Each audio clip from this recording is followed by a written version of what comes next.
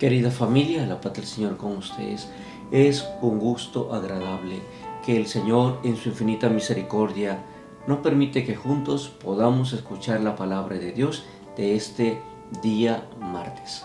Así que les invito que abramos nuestro corazón y dejemos que el Evangelio del día penetre hasta lo profundo de nuestras vidas y nos ayude a ser mejor cada día, en especial en este tiempo de Adviento. Escuchemos pues y recemos con ella. El Señor esté con ustedes y con tu espíritu. Proclamación del Santo Evangelio según San Mateo. Gloria y honor a ti, Señor Jesús.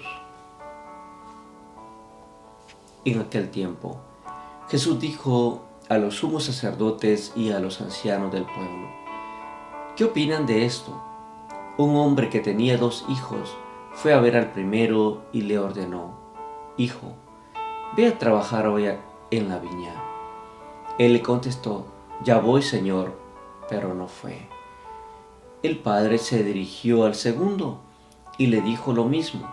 Este le respondió: No quiero ir, pero se arrepintió y fue. ¿Cuál de los 2 hizo la voluntad del padre? Ellos le respondieron: El segundo.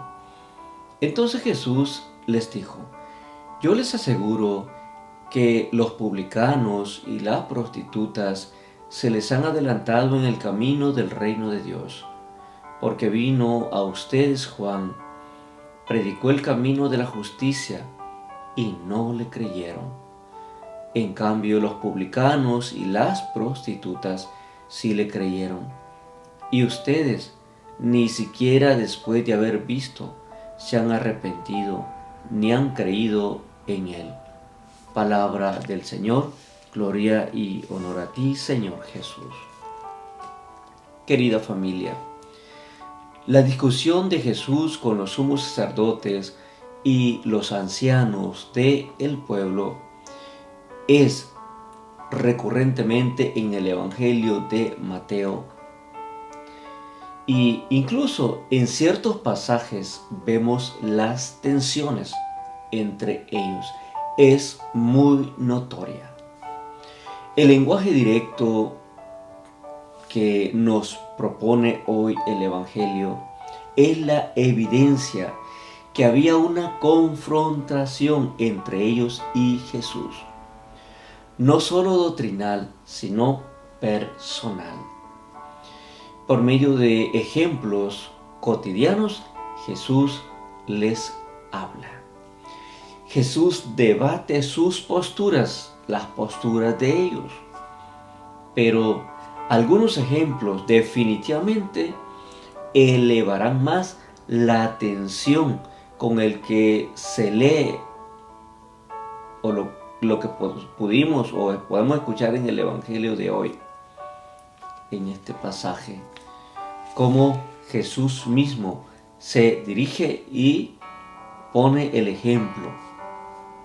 Y esto no le gusta a los fariseos y a los sacerdotes y a los ancianos del pueblo. Los sumos sacerdotes y los ancianos fueron comparados con los publicanos y las prostitutas. Imagínense qué difícil, qué duro que ellos fueran comparados con estas personas muy pecadoras, entre comillas.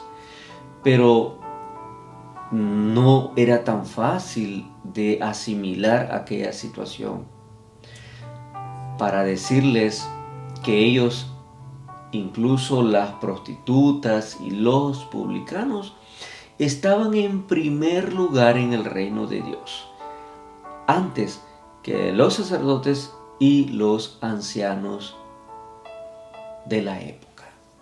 No era fácil. Por haber oído o haber escuchado a Jesús con estas palabras.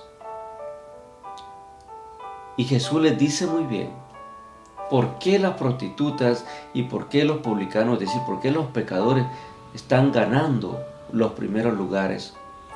Porque ellos creyeron en la predicación de Juan el Bautista. Y se convirtieron, le dice Jesús. Definitivamente este lenguaje va a ser intolerable. ¿Quién puede tolerar semejante ejemplo? ¿Quién puede tolerar que se le compare con la gente pecadora o con la gente mal vista? Nadie. No le gustaría o no nos gustaría y no le gustó. Se puede resumir el evangelio de hoy con algún refrán. Una cosa es predicar y otra cosa es dar el buen testimonio.